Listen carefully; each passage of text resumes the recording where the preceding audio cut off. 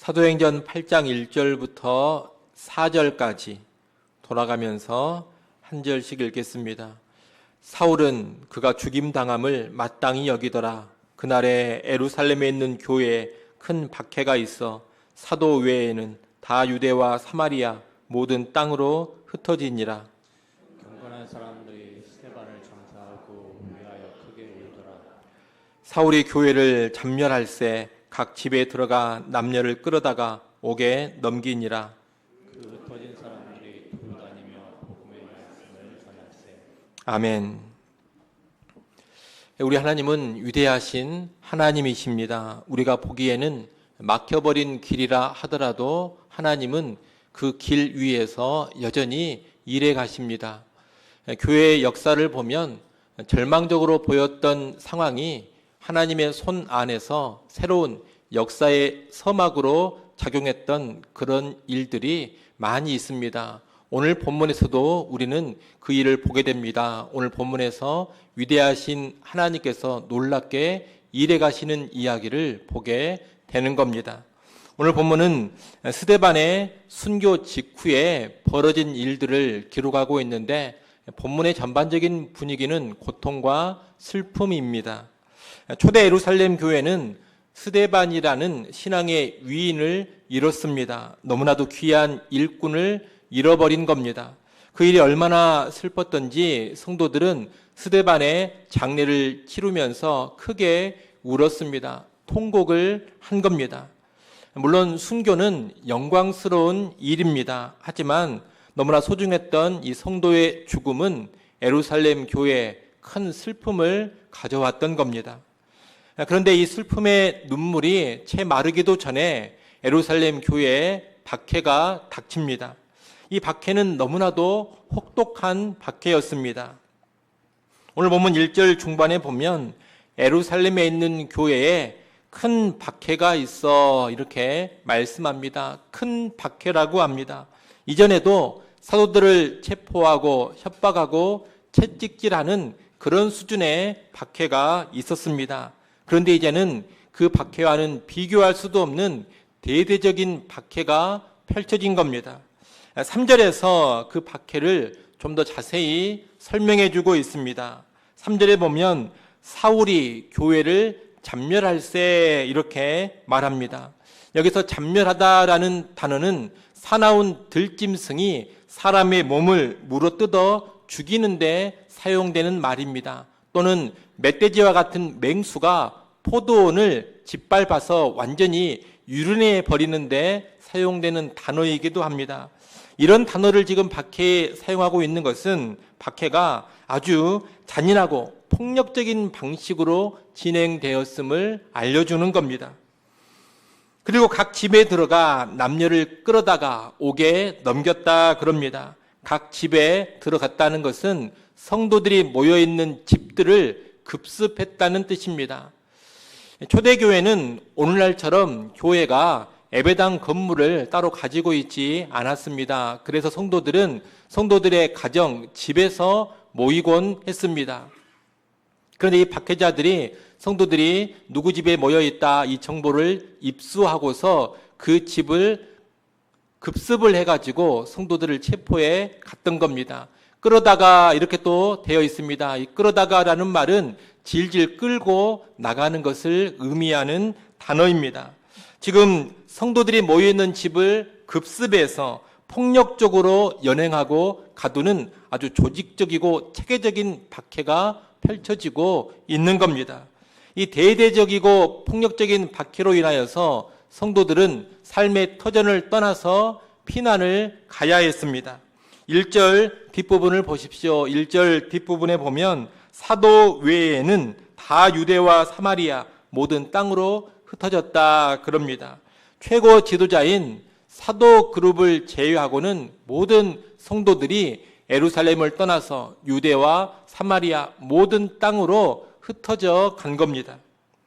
인간적인 눈으로 볼 때 이것은 분명히 커다란 위기입니다. 예루살렘 교회도 지금 큰 타격을 받고 있습니다. 그러나 이 사건을 통해 하나님께서는 놀라운 섭리를 펼쳐 가십니다. 오늘 본문 4절 말씀을 한번 보십시오. 4절 말씀 여러분이 한번 읽어보십시오. 읽습니다. 그 흩어진 사람들이 두루 다니며 복음의 말씀을 전할세. 아멘. 여러분 지금 무슨 일이 일어났습니까? 박해로 인하여 흩어진 성도들이 두루 다니며 복음을 전하는 일이 벌어진 겁니다. 좀 전에 1절에서 이 박해받은 성도들이 유대와 사마리아 모든 땅으로 흩어졌다 그랬습니다. 그러니 지금 복음이 예루살렘을 넘어서 어디로 전해지고 있는 겁니까? 유대와 사마리아 모든 땅으로 복음이 전해지고 있는 겁니다. 우리는 이 시점에서 예수님이 하신 사도행전 1장 8절의 말씀을 떠올려 봐야 합니다. 예수님은 사도행전 1장 8절에서 오직 성령이 너희에게 임하시면 너희가 권능을 받고 예루살렘과 온 유대와 사마리아와 땅끝까지 이르러 내 증인이 되리라. 그렇게 말씀을 하셨습니다. 그 예수님 말씀이 지금 혹독한 박해와 흩어짐을 통하여서 성취되고 있는 겁니다. 예루살렘에서 강력하게 역사하던 복음이 이제 예수님 말씀대로 유대와 사마리아에까지 뻗어가고 있는 겁니다. 박해라는 거센 바람, 이 박해라는 광풍이 복음의 씨앗을 더 멀리 날려보내는 역할을 감당한 겁니다. 그러므로 이 박해는 예루살렘 교회의 입장에서 보자면 큰 고통과 슬픔이지만 복음의 측면에서 본다면 놀라운 확장이요 진전입니다. 하나님은 박해를 통해서 전체 교회를 더 크게 성장시키신 겁니다. 교회 역사를 보면 이런 일이 자주 일어났습니다. 교회에 닥친 혼란과 핍박이 복음을 더 확장시킨, 또 교회를 더 크게 성장시킨 그런 예들이 수없이 많습니다. 이란도 그 한 예입니다. 여러분 이란을 잘 아실 텐데 이란은 1979년에 이슬람 혁명이 일어나면서 기독교 활동이 거의 금지되었습니다.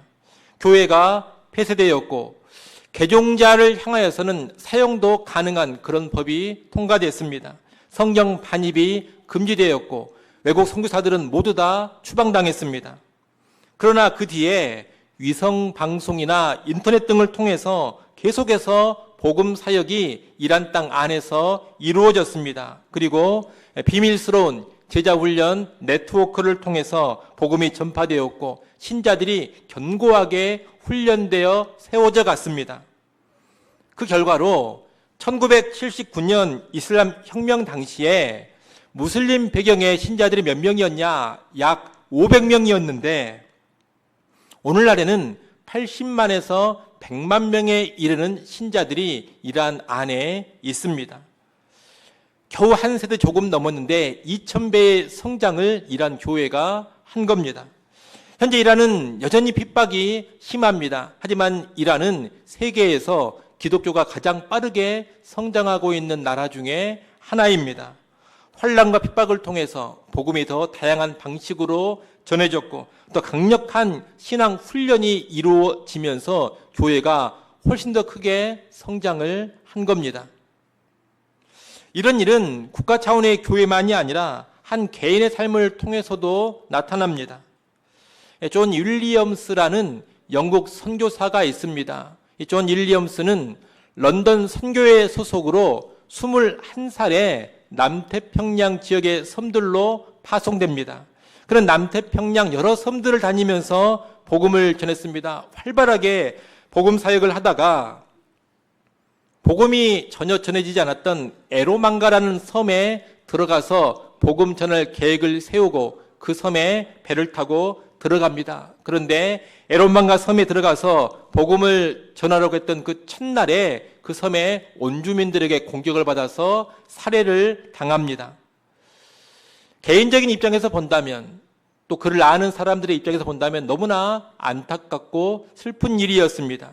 하지만 그의 순교 소식이 영국과 호주 전역에 퍼지면서 선교 열정이 폭발적으로 일어납니다. 그래서 그의 순교 후에 수많은 영국과 호주의 젊은이들이 남태평양 선교에 헌신하게 됩니다. 그 결과 수많은 남태평양의 섬들에 복음이 전해졌고 그가 순교했던 에로만가 섬은 20세기 초에 완전히 복음화되었습니다. 가슴 아픈 순교였지만 그 순교 가운데 하나님께서 더 큰 복음의 역사를 일으키신 겁니다. 제가 두 가지 예만 말씀을 드렸습니다만 여러분 교회 역사에 이러한 예가 수없이 많습니다. 하나님은 계속해서 이렇게 일해 가시는 겁니다. 여러분 이렇게 일하시는 하나님이 오늘 우리 개개인의 인생에도 동일하게 일해 가심을 믿으시기 바랍니다. 우리 인생에도 이해할 수 없는 고난이 찾아오곤 합니다. 스데반의 죽음과도 같은 큰 통곡과 슬픔을 가져오는 그런 일이 벌어지곤 합니다. 하지만 기억하십시오. 그 통곡과 슬픔조차 하나님의 선하신 계획과 섭리 안에 있습니다. 그 통곡 안에서, 그 슬픔 안에서도 하나님은 여전히 일해가고 계십니다. 하나님은 우리의 고통을 통해서도 더 크고 더 놀라운 일을 얼마든지 이루어 가실 수 있는 그런 하나님이십니다. 물론 우리는 하나님이 이루고자 하시는 그 일이 구체적으로 무엇인지는 지금 잘 모를 겁니다. 스데반의 순교나 교회에 임한 박해와 같은 경우는 그 의미와 결과가 이렇게 성경에 잘 기록되어 있지 않습니까? 그러니 스데반의 순교와 초대교회의 박해에는 이런 섭리가 있었구나, 이런 결과가 나타났구나 하는 것을 우리가 구체적으로 압니다. 하지만 오늘 우리의 삶 가운데서 벌어지는 고난과 슬픔은 그렇지가 않습니다. 특별한 하나님의 음성이 신비하게 우리 귓가에 들려오지 않습니다. 너에게 닥친 고난과 슬픔의 의미가 이것이다. 너의 고난을 통해서 구체적으로 이런 일들을 내가 이루어 갈 것이다. 이렇게 하나님이 우리 귓가에 음성으로 들려주시지 않습니다. 꿈에라도 하나님이 나타나셔서 한 말씀 해주시면 좋겠습니다만 그런 일 거의 없습니다. 우리에게는 그저 고난과 슬픔만 보일 뿐입니다. 이 고난과 슬픔을 거쳐 대체 무슨 일이 일어날지 도무지 알 수가 없습니다. 하지만 우리는 그럼에도 불구하고 무엇을 확신할 수가 있느냐? 오늘 우리에게 벌어지는 고통과 슬픔에도 하나님의 섭리가 있다는 것, 하나님이 이루어 가시는 어떤 일이 분명히 있다는 것, 그것을 확신할 수 있는 겁니다. 어떻게 그것을 확신할 수 있을까요? 오늘 본문의 말씀을 통해서 그것을 확신할 수 있는 겁니다. 여러분, 내 귓가에 신비하게 들려오는 어떤 음성이 없다 하더라도 성경 말씀이 곧 내게 주시는 하나님의 말씀입니다. 이 기록된 성경의 말씀이 우리에게 들려주시는 하나님의 음성인 것입니다. 하나님은 오늘 본문의 말씀이 성경을 통해서 우리에게 뭐라고 말씀하시느냐? 큰 고난과 슬픔이 너에게 있느냐? 크게 통곡을 하고 있느냐? 그것이 전부가 아니다. 그 안에 나의 섭리가 있다. 그 가운데 내가 반드시 이루어가는 선한 일이 있다. 이렇게 말씀을 하시는 겁니다. 우리는 이 말씀을 믿고 우리 인생의 고통과 슬픔 속에서도 일해 가시는 그 하나님을 신뢰하고 바라볼 수 있어야 하는 겁니다. 여러분, 지금 나를 가장 고통스럽게 하는 문제가 무엇입니까? 내가 직면한 가장 어려운 일이 무엇입니까? 그 고통의 문제, 그 어려운 일이 나에게 놀라운 은혜의 통로가 될 수 있습니다. 요셉을 아실 겁니다. 요셉은 형들에게 배신당해 노예로 팔리고 혹독한 고난과 시련을 겪었습니다. 하지만 그 고난과 시련을 통해서 요셉은 애굽의 총리 자리에 오르게 됩니다. 그리고 아브라함의 자손을 기근에서 보호하는 귀한 사명을 감당하게 됩니다. 한나도 아실 겁니다. 한나는 아이를 낳지 못하는 그 불임으로 인해서 가정에서 얼마나 큰 고통과 괴로움을 겪었는지 모릅니다. 하지만 그 고통 가운데 이스라엘의 위대한 지도자 사무엘을 낳게 되고 그녀는 이스라엘을 회복시키는 매개체 역할을 감당했습니다. 존 버년을 아십니까?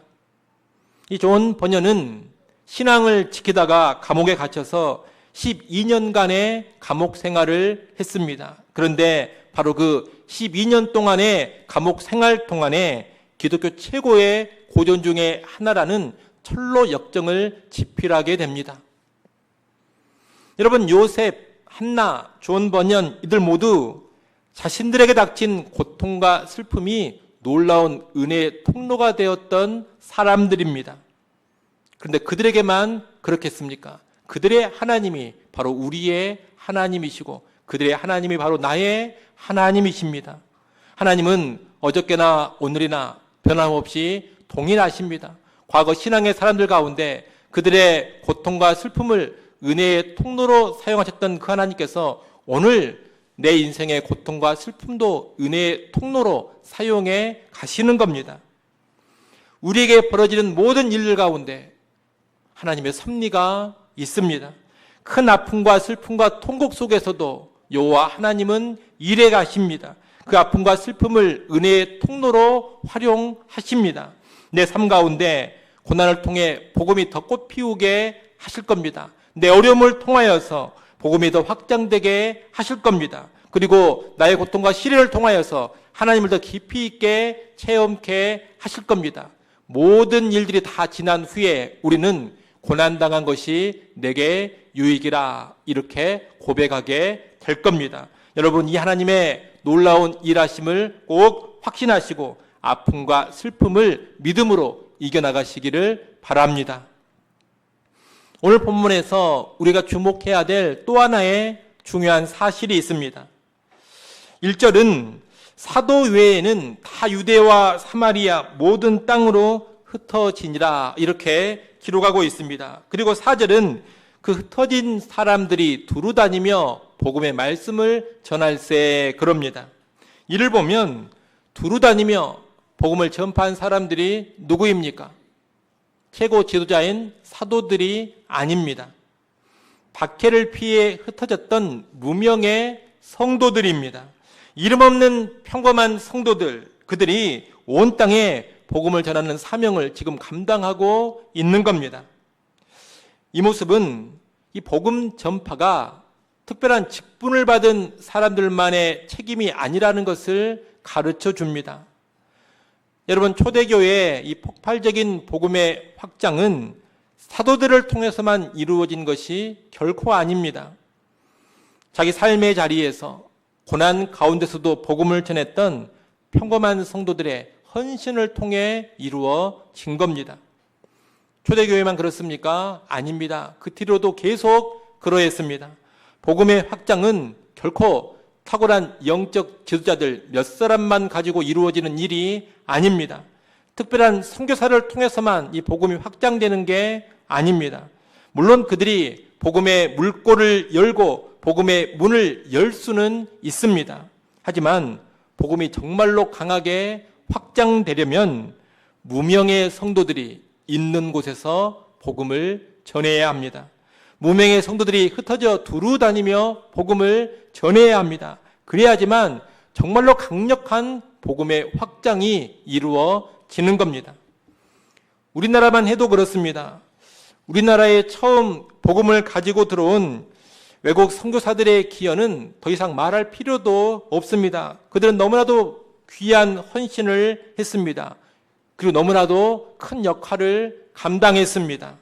하지만 우리나라 전역에 복음이 전파되고 지금 이 모습으로까지 복음이 성장해 온 것은 결코 선교사들의 헌신만 가지고 된 것이 아닙니다.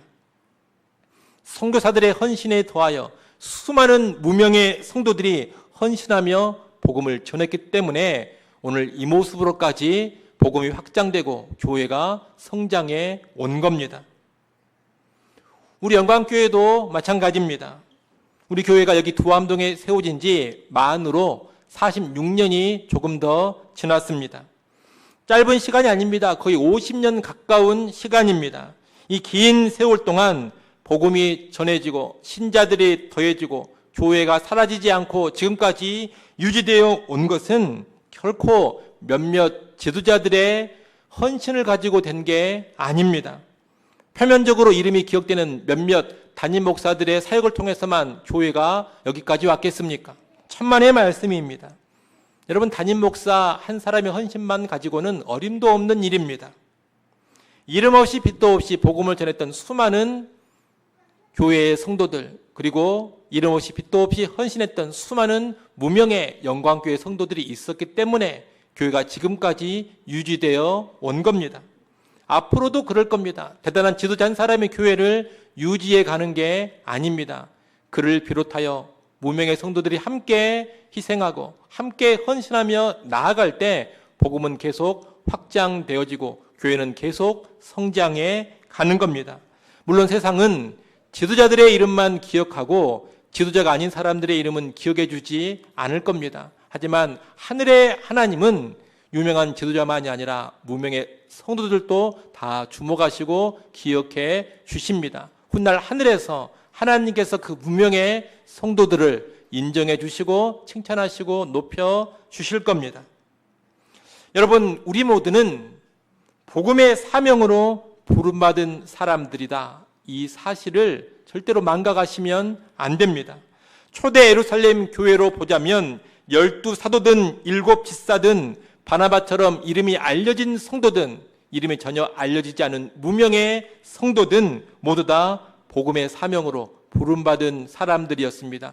그리고 그들은 자기의 자리에서 그 복음의 사명을 아름답게 감당했습니다. 지금도 마찬가지입니다. 교회의 목사든 중직자든 일반 성도든 다 복음의 사명으로 부름받은 사람들입니다. 지도자든 아니든 유명하든 무명하든 우리는 모두 다 복음의 일꾼으로 부름받은 사람들입니다. 그러니 우리 모두 있는 자리에서 복음의 증인으로 살아야 하겠습니다. 특히 우리가 기억할 것은 오늘 본문에 이 박해를 받아 흩어진 성도들이 주눅들어 있지 않았다는 겁니다. 조금도 주눅들어 있는 모습이 아닙니다. 신앙생활을 하다 보면 주변에 가끔 그런 사람들이 있습니다. 아니, 이 땅에서 뭐가 잘 돼야 예수 믿으라는 말도 할 것 아닙니까? 내가 건강해야 예수 믿으라고 자신 있게 말하지 않겠습니까? 내가 세상에서 성공을 해야 전도라도 하지 않겠습니까? 주변에 이런 말을 하는 사람들이 있습니다. 그런 것이 없으면 민망해서 전도를 못하겠다는 겁니다. 여러분도 혹시 그런 말을 하신 적이 있을지 모르겠습니다. 또 말은 안 했지만 혹시라도 마음속으로 그런 생각을 하신 적이 있는지 모르겠습니다. 뭐가 잘 돼야 전도라도 할 수 있지 않겠는가? 그러나 여러분, 오늘 본문을 보면 그렇지가 않습니다. 오늘 본문의 성도들은 예수 믿는다는 그 이유로 박해를 받아서 흩어져 있습니다. 그들은 유리하는 자들이 되었습니다. 오늘날 치자면 일종의 난민이 된 겁니다. 삶에 안정감이 없습니다. 주변 사람들이 볼 때, 예수 안 믿는 사람들이 볼 때 저 사람들 참 안 됐다, 예수 믿어가지고 정말 고생하는구나, 이렇게 보였을 겁니다. 그런데 이 성도들이 내가 예수를 믿어가지고 지금 이게 뭔 꼴이 되었느냐, 여러분 이러고 있습니까? 예수 때문에 이렇게 돼버렸는데 이 꼴로 무슨 전도를 하냐? 여러분, 오늘 본문의 성도들이 그러고 있습니까? 그렇지가 않습니다. 난민이 되어 피난을 다니면서도 복음을 전하고 있지 않습니까? 세상적으로 보자면 어렵고 힘들어진 자들이 지금 복음을 증거하고 있지 않습니까? 예수 때문에 고난을 당한 겁니다. 예수 때문에 어려움을 겪고 있는 겁니다. 그런데 바로 그 예수를 담대하게 전하고 있지 않습니까? 그러니 여러분, 세상적인 모습, 세상적인 나의 형편을 가지고 복음 전파의 효율을 논하지 마십시오. 예수 믿는 나는 목회자든 평신도든 유명이든 무명이든 안정적인 삶을 살든 불안정한 삶을 살든 부자든 가난하든 건강하든 병약하든 잘 나가든 못 나가든 얼마든지 복음을 전할 수 있습니다. 예수만 믿는다면 세상의 모습과 상관없이 우리는 얼마든지 복음의 통로로 쓰임받을 수 있다는 겁니다. 우리가 가지고 있는 생명의 복음만으로 충분하기 때문입니다. 우리가 믿고 있는 구주 예수만으로 충분하기 때문입니다.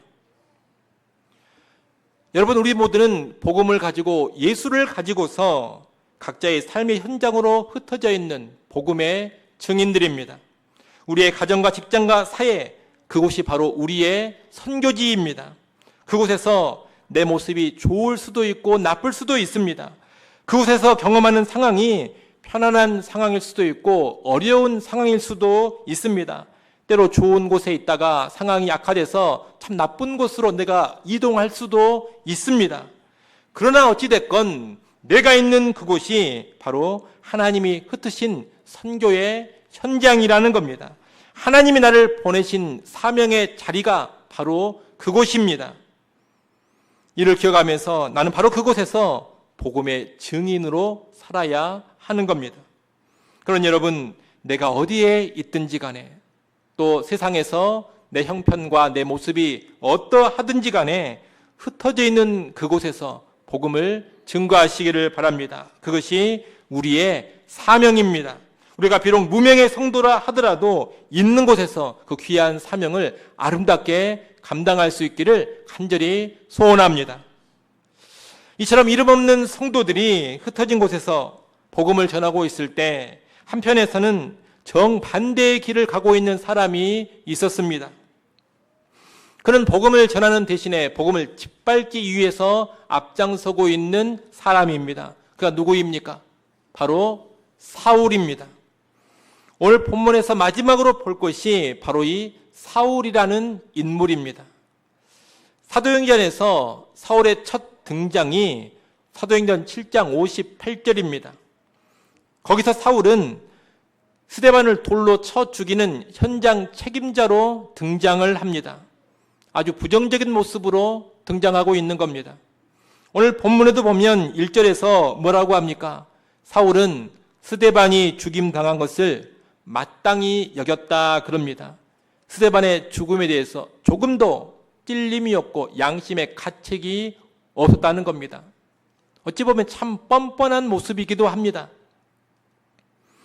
나아가 3절에서 그는 잔혹한 박해의 선봉에 서 있습니다. 그는 사나운 들짐승처럼 교회를 유린하고 있습니다. 여러분, 이 사울은 등장하면서부터 줄곧 교회의 가장 강력한 대적이요 복음의 가장 큰 걸림돌로 존재하고 있는 겁니다. 하지만 우리는 이 사울의 뒷이야기를 너무나도 잘 알고 있습니다. 교회를 핍박하기 위해 다메섹까지 가고자 했던 사울은 그 길에서 부활하신 예수 그리스도를 만나게 됩니다. 그리고 교회를 박해하던 자에서 복음을 전하는 위대한 사도로 변화됩니다. 여러분이 얼마나 놀라운 반전입니까?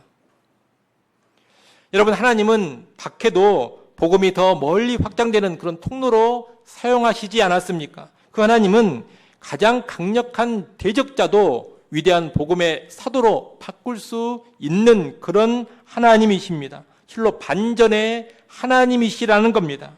우리는 바로 이 반전의 하나님을 바라보고 신뢰할 수 있어야 할 것입니다. 특히 우리는 이 반전을 생각할 때 우리 자신을 생각할 줄 알아야 합니다.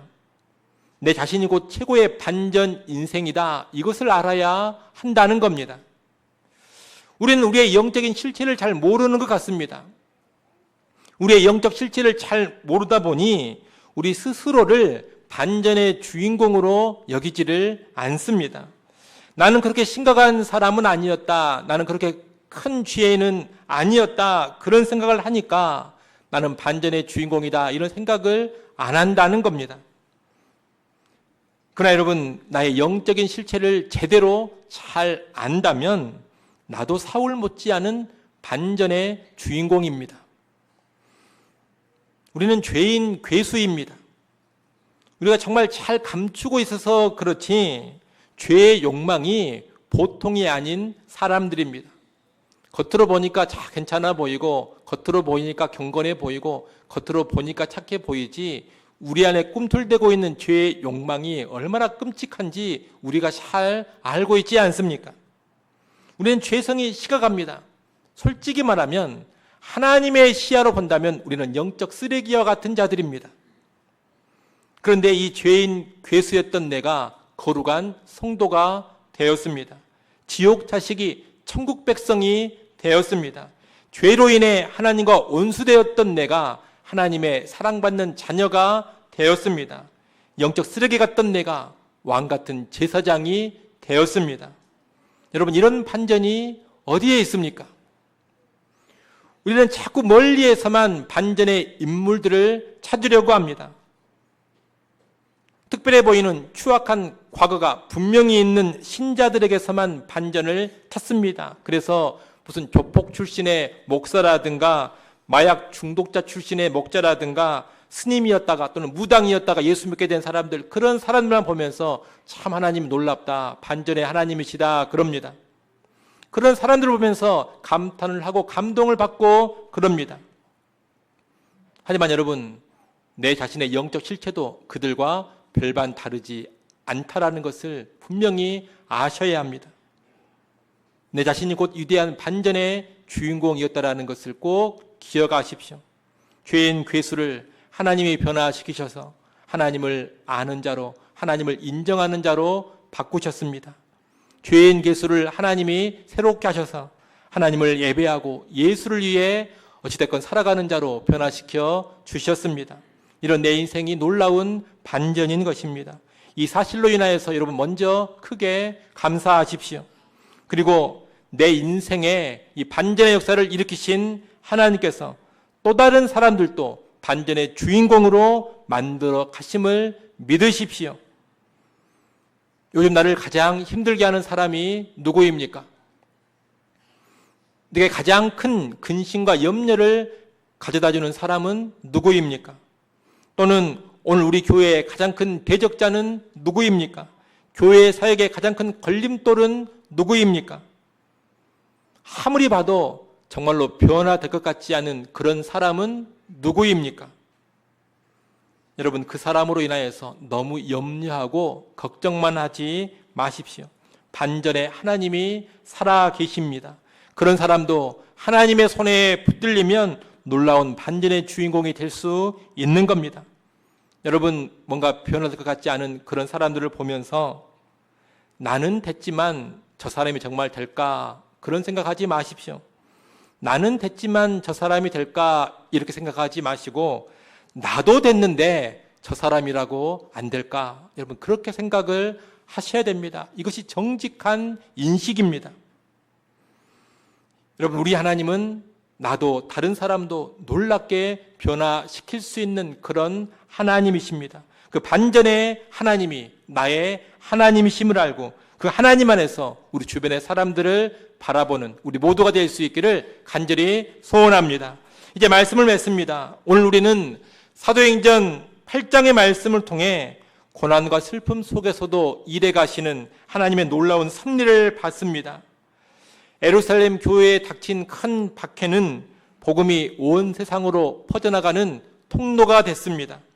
이름 없는 성도들의 고달픈 흩어짐은 그들 모두가 복음의 증인으로 더 역동적으로 살게 만들어 줬습니다. 그리고 잔인한 박해자 사울의 등장은 장차 위대한 이방인의 사도가 준비되는 반전의 서막이었습니다.